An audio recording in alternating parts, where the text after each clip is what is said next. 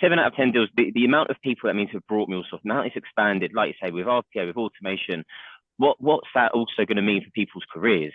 You've now got so many more projects out there, so many more parts of the platform. You've got developers that are can move into senior developers roles, senior developers that can move into SME positions and take ownership of a platform. People that are becoming architects, there's a real chance there with everything, with that growth, for people's careers like they have previously to just exponentially take off, right?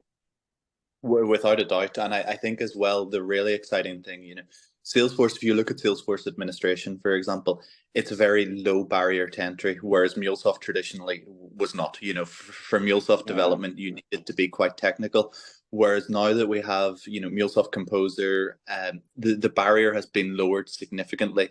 And this allows an awfully lot more people to get involved, and that is where we start seeing people moving in to the next level. The people who have been developers for the last 2 or 3 years are going to start moving into more senior levels as more people are able to pick up the platform. That's previously I would have said that it took at least 6 months of using MuleSoft before you could actually add value to a project.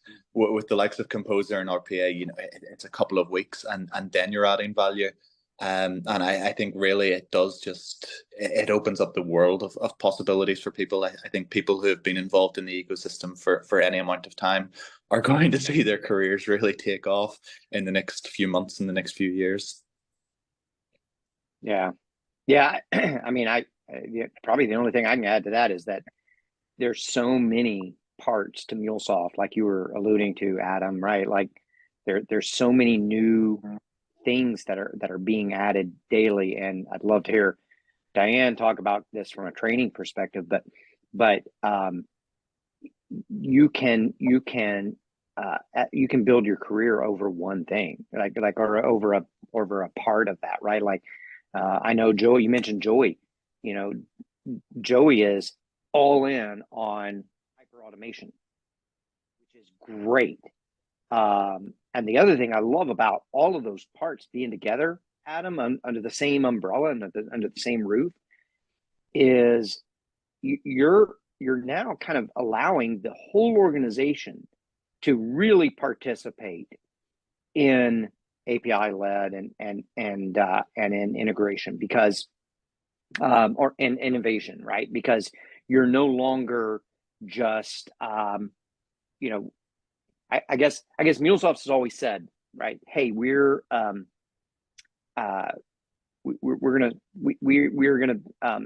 help you solve all of these problems across the enterprise, and IT's got too much work, right? And so they always show the curve, right? You see the slide that has the curve, and here's the demand from the business, and here's the capacity IT has, right? How are you going to fill that gap? The reality that I saw over the past few years, though, is that was the business demand, but there wasn't a whole lot of business folks being able to participate in this ecosystem. If you get your whole organization bought in with this mindset, and it does require a change of your mindset, and you mentioned the 6 months, I think that's absolutely right, and I think it may be short, right? I mean, you if you're used to kind of a event-driven model, or some of these other, the ways that we used to put systems together, it's a complete paradigm shift to this consumer-based model of an API-led approach. And I love this stuff. This is great. Good, I think that's also the other advantage that we have from that is the the composability and the fact that MuleSoft is building blocks. So the more people that we have within an enterprise who are contributing into the system, into the estate, the more value that's realized. This is having more people, with different skills, different focuses, able to come in and contribute and build their own APIs, build their own integrations that are reusable by other aspects of the business. That's going to unlock data that hasn't been seen before. It's going to unlock insights that haven't been seen before.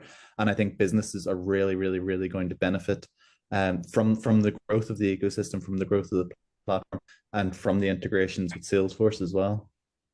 Yeah.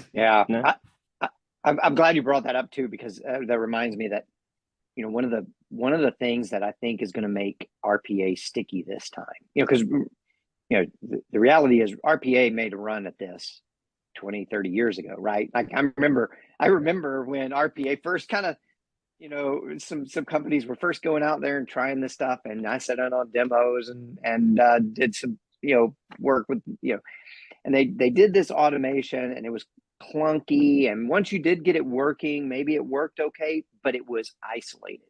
What I love about this platform and this new approach is we're taking RPA and we're enabling it to become accessible through other APIs, right? So now you're extending that RPA capability, and those RPA jobs that you create, you're making those accessible to other parts of the organization and the platform. So that is definitely going to just put that on steroids, I think, and make it sticky. So that is the game changer. Yeah, that 100% is the game changer. I'm the same. I remember RPA being a big buzzword a long time ago, and it didn't take off. That it didn't have the value that it needed to have. But you're 100% spot on. Being able to integrate this into other flows, into other assets, into other tools. It was an obvious one to do, but I don't know why anyone didn't do it before MuleSoft. I think it was just hard, right? I mean, I think there's just, there's so much that's built on the shoulders of the giants that came before, right? And I think it was maybe ahead of its time. There wasn't a place for it to really kind of take off like that, and MuleSoft definitely feels like the right place for it to kind of plug in and have a home. And I'm excited to see frankly, I'm excited to see what Joey does with all this stuff, because I'm gonna watch him and I'm gonna learn from him, and it's all gonna be great.